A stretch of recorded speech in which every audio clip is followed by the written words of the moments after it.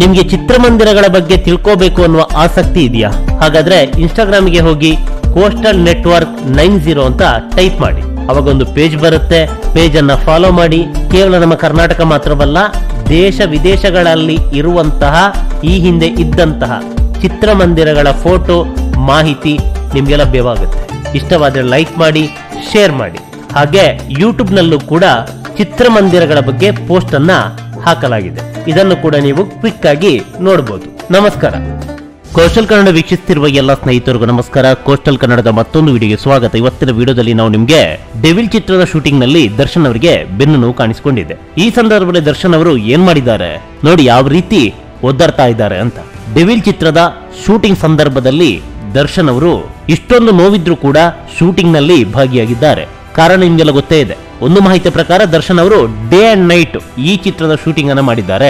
ನನ್ನಿಂದ ಯಾರಿಗೂ ಕೂಡ ತೊಂದರೆ ಆಗಬಾರ್ದು ಅಂತ ಹಗಲು ರಾತ್ರಿ ಈ ಚಿತ್ರಕ್ಕಾಗಿ ದುಡಿದಿದ್ದಾರೆ. ಈಗಾಗಲೇ ಎಲ್ಲ ಚಿತ್ರದ ಶೂಟಿಂಗ್ ಕೂಡ ಕಂಪ್ಲೀಟ್ ಆಗಿದೆ. ದರ್ಶನ್ ಅವರ ಪಾತ್ರದ ಎಲ್ಲ ಡಬ್ಬಿಂಗ್ ಪೋರ್ಷನ್ ಕೂಡ ಕಂಪ್ಲೀಟ್ ಆಗಿದೆ. ದರ್ಶನ್ ಅವರಿಂದಾಗಿ ಈ ಚಿತ್ರಕ್ಕೆ ಯಾವುದೇ ರೀತಿಯಾದ ಸಮಸ್ಯೆ ಆಗಿಲ್ಲ.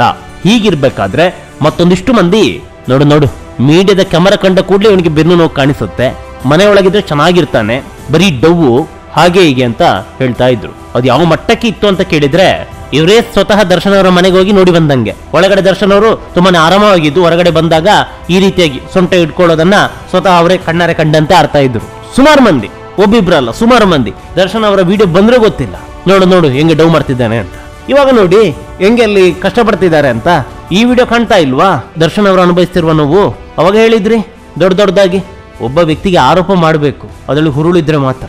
ಸುಖ ಸುಮ್ಮನೆ ಬಾಯಿ ಇದೆ, ಕೇಳೋರು ಇದ್ದಾರೆ ಅಂತ ಹೇಳಿದ ಕೂಡ್ಲೆ ಬಾಯಿಗೆ ಬಂದಂತೆ ಹೇಳೋದಲ್ಲ. ದರ್ಶನ್ ಅವರಿಗೆ ಆ ರೀತಿಯಾದಂತದ್ದು ಇಲ್ವೇ ಇಲ್ಲ.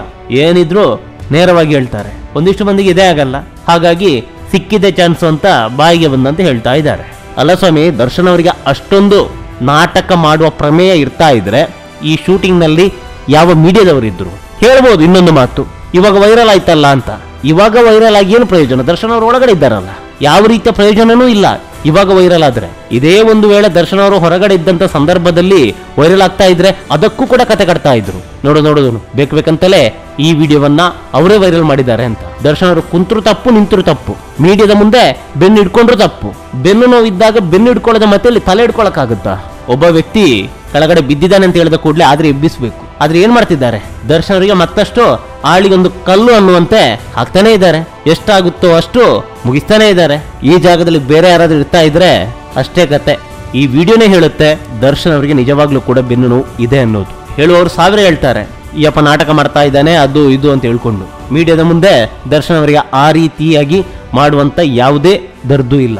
ಆ ರೀತಿಯಾಗಿ ಇರ್ತಾ ಇದ್ರೆ ಪ್ರೆಸ್ ಮೀಟ್ ಕರೆದೇ ಹೇಳ್ತಾ ಇದ್ರು, ನನಗೆ ಬೆನ್ನು ನೋವಿದೆ, ಅದಿದೆ ಇದಿದೆ ಅಂತ.